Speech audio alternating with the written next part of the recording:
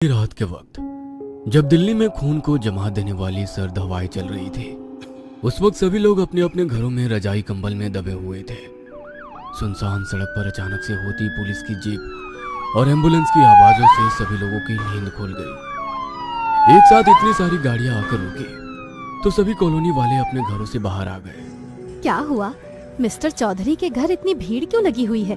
पता नहीं, मेरी तो पुलिस की गाड़ी की आवाज से ही नींद खुली। तुम लोग क्या घोड़े गधे बेच कर सोती हो? अरे मिस्टर चौधरी और उनके पूरे परिवार वालों ने एक साथ सुसाइड कर लिया। ये क्या बोल रही हो तुम? एक साथ 10 लोगों ने सुसाइड कर लिया? कुछ भी मत बोलो। उनके घर में किस चीज की कमी थी जो वो लोग सुसाइड करेंगे? वो तो मुझे नहीं पता, मगर देख देख उनके घर से लाशें निकल रही हैं। किसी ने खून भी तो किया हो सकता है। अब ये तो पुलिस की तहकीकात से ही पता चलेगा कि खून है या सुसाइड। कुछ देर पहले तक जो कॉलोनी एकदम खामोश थी, एक साथ 10 लोगों की मौत की खबर से पूरी कॉलोनी के लोगों में हलचल मची हुई थी। लोगों की आंखों की नींद गायब थी। चौधरी जी के मकान की थोड़ी सी दूर 2 लड़कियां निशा और मोना किराए के घर में अपने कॉलेज की पढ़ाई के लिए रुकी हुई थी। तुझे क्या लगता है, ये कोई हादसा है या सुसाइड? वो तो पुलिस तहकीकात में ही पता चलेगा, मगर तुझे सच जानने की जल्दी है तो मैं तुझे बता सकती हूँ। तू बता सकती है, मगर कैसे? मेरे पास जादू की छड़ी है जिससे वो लोग खुद आकर बताएंगे कि उन्होंने सुसाइड किया है या कोई हादसा हुआ है। जादू की छड़ी, प्लीज बता मुझे क्या है। मोना निशा का हाथ पकड़कर उसे अपनी अलमारी के पास ले गई और अलमारी से एक बोर्ड निकालकर उसे दिया। बोर्ड पर 1 से 10 काउंटिंग और A to Z अल्फाबेट लिखे हुए थे। ये क्या है? इसके जरिए हम उन लोगों की आत्मा को यहाँ पर बुलाएंगे और सच्चाई का पता करेंगे। बनारस से दिल्ली जाकर तू भी कुछ ज्यादा फेंकने लगी है। ऐसा कुछ नहीं होता है, ठीक है? शर्त लगा ले, मैं उन लोगों की आत्मा को यहाँ बुला सकती हूँ, सच में। मोना की बातों में कॉन्फिडेंस को देखकर निशा डरने लगी और फिर बोली, पागल है क्या? यदि कुछ हुआ तो लेने के देने पड़ जाएंगे।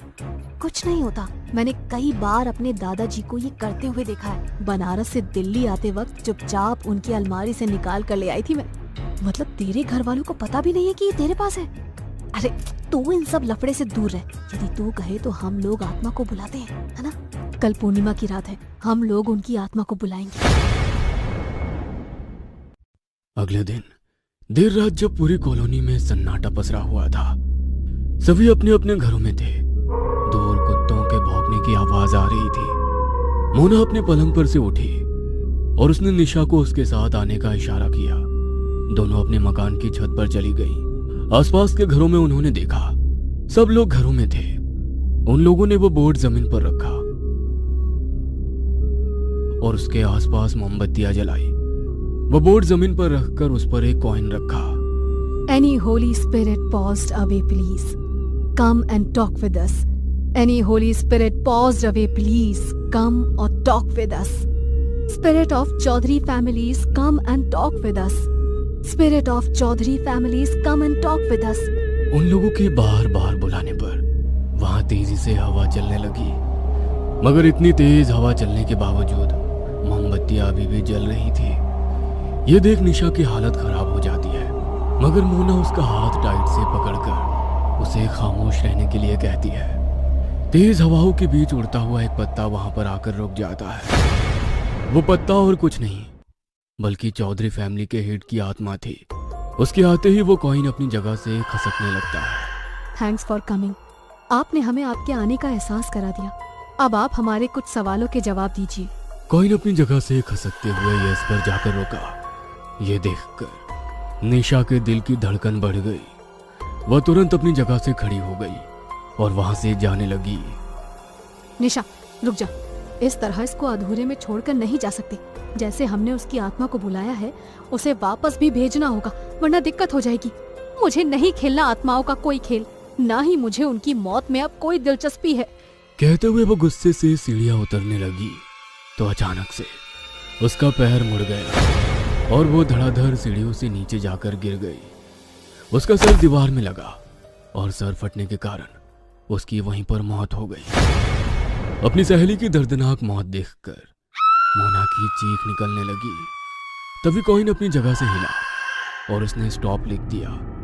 मोना ने अपने दादा को भी कई बार आत्माओं से बात करते देखा था, इसीलिए वो उस आत्मा के कहने पर वहीं पर रुक गई। फिर उस आत्मा ने कॉइन की मदद से बताया कि उन लोगों की मौत ब्लैक मैजिक से हुई है और पड़ोसी के घर में रहने वाले ढिंगरा फैमिली ने ब्लैक मैजिक किया है। We want revenge. मैं आपकी कैसे मदद कर सकती हूँ? कॉइन दोबारा से हिला और उसने बताया कि उन लोगों को हमारे घर के बाहर गार्डन में लेकर पहुंचो। मोना दिल से चौधरी फैमिली की मदद करना चाहती थी, मगर उसे समझ नहीं आ रहा था कि ढिंगरा फैमिली को उनके गार्डन में लेकर कैसे पहुंचे। अगले दिन निशा की लाश को पोस्टमार्टम के लिए ले जाने के लिए जब पुलिस आई तो मोना ने मौका देखकर पुलिस इंस्पेक्टर को सब बता दिया। तुम्हारा दिमाग तो ठिकाने पर है। उन लोगों ने खुद फांसी लगाई थी। उनके घर में किसी के भी आने के फॉरेंसिक निशान नहीं है। हम लोग उस केस को सुसाइड मानकर बंद कर चुके हैं और तुम बोल रही हो कि ढिंगरा फैमिली ने उन्हें मारा है। सर, मैं सच कह रही हूँ, आप मेरी बात का यकीन करिए। यदि तुम सच कह रही हो तो कानून को सबूत चाहिए और आत्मा की बात को कानून किसी भी कीमत पर नहीं मानता। सर, आप ईश्वर में तो यकीन करते हैं ना? यदि आप परमात्मा में यकीन करते हैं तो आपको आत्मा में भी यकीन करना होगा। एक बार उस ईश्वर पर यकीन करके मेरी बातों के बारे में ध्यान से सोचिएगा। मुझे सिर्फ आपकी इतनी सी मदद चाहिए कि ढिंगरा फैमिली गार्डन में आ जाए। बाकी सारे सबूत आपको वहीं मिल जाएंगे। इंस्पेक्टर मोना की बात को अनसुना करके वहां से निकल गया, मगर उसके कानों में मोना की कही बातें बार बार गूंज रही थी। काला जादू, ढिंगरा फैमिली। रह रहकर उसकी आंखों के सामने चौधरी फैमिली के 10 लोगों की लाश आ जाती। उसका ज़मीर उसे मोना की मदद करने के लिए मजबूर करने लगा। अगले दिन सुबह होते ही वो सबसे पहले ढिंगरा फैमिली के घर पहुंचा और फैमिली हेड से बोला, सर, आप लोग इतने समय से यहाँ पर रह रहे थे। क्या चौधरी फैमिली में कोई फाइनेंशियल प्रॉब्लम या कुछ प्रॉब्लम थी जिसके कारण उन लोगों ने सुसाइड किया? सर, हम लोग पड़ोस में जरूर रहते थे, मगर हमारी उनसे बातचीत बंद थी, इसलिए मुझे कुछ खास पता नहीं है। बातचीत बंद होने का कोई खास कारण?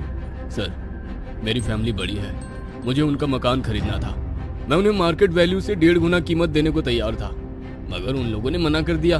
बस यही बात है और कुछ नहीं। यहाँ कॉलोनी में और भी तो घर हैं, फिर आपको उनके घर में क्यों दिलचस्पी थी?